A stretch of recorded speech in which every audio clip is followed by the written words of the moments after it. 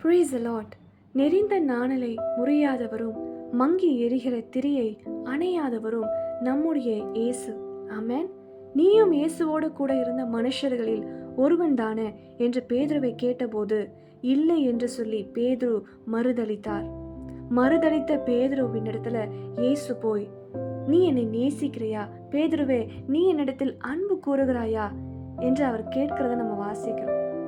பேதுருக்குள்ள இருந்த அந்த குற்ற உணர்வுல இருந்து, ஐயோ இயேசுவை எனக்கு தெரியாதுன்னு சொல்லி நான் மறுதளிச்சிட்டேனே என்று தன்னுடைய பலவீனத்தை குறித்து கலங்கி கொண்டிருந்த பேதுரு கிட்ட இயேசு போய் பேசினது மாத்திரமல்ல, அந்த பேதுருவின் மேல் அவர் வைத்திருக்கிற திட்டத்தை அவர் வெளிப்படுத்தி காண்பிக்கிறார். நீ என் ஜனங்களை நடத்தணும் பேதுருவே, அதுதான் நான் உன் மேல வைத்திருக்கிற அழைப்பு. உன்னோடு கூட பேசி கொண்டிருக்கிறவர் நெறிந்த நாணலை முறியாதவர்.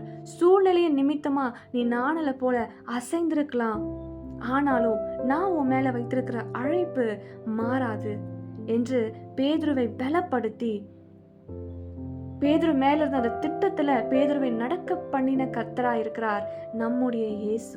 ஆமென். தேவனுக்காய் வைராகியமாய் நின்ற எலியா எசபேலுடைய ஒரு சத்தத்தை கேட்டபோது பயந்து சூறை செடியின் கீழே போய் படுத்துக்கொண்டு, போதும் ஆண்டவரே நான் சாகணும் என்று சொன்னபோது கூட தேவன் அந்த எலியாவை பலப்படுத்தி, எலியாவே நீ சாகும்படிக்கு அல்ல, ராஜாக்களை அபிஷேகம் பண்ணும்படிக்கு நான் உன்னை தெரிந்து கொண்டிருக்கிறேன் என்று சொல்லி பலப்படுத்தி அந்த எலியாவை எழும்ப செய்து நடக்க பண்ண வைத்ததை நம்ம பார்க்கிறோம்.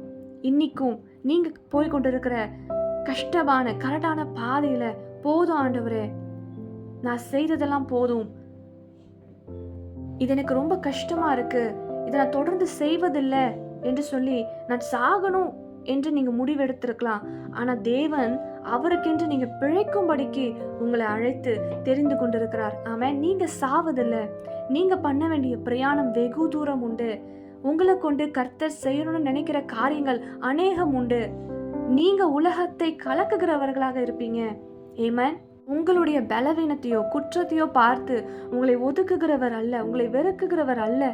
நெறிந்த நாணலை முறியாதவர், மங்கி எரிகிற திரியை அணையாதவர், அவர் உங்களை நேசிக்கிறார். உங்களுடைய பலவீனத்துல அவருடைய பலன் பரிபூரணமாய் விளங்கும். ஹல்லேலூயா. அவரை நீங்க விசுவாசிக்கும் போது அவருடைய கிருபை உங்களுக்கு போதுமானதா இருக்கும். உங்களுடைய வேலை, உங்களுடைய குடும்பம், உங்களுடைய ஊழியத்தின் காரியம் எல்லாவற்றிலையுமே அவர் உங்களை நிற்க பண்ணுவார், உங்களை நடக்க பண்ணுவார், உங்களை அந்த காரியங்களை செய்து முடிக்கும்படிக்கு உங்களை பலப்படுத்துவார். He is your strength.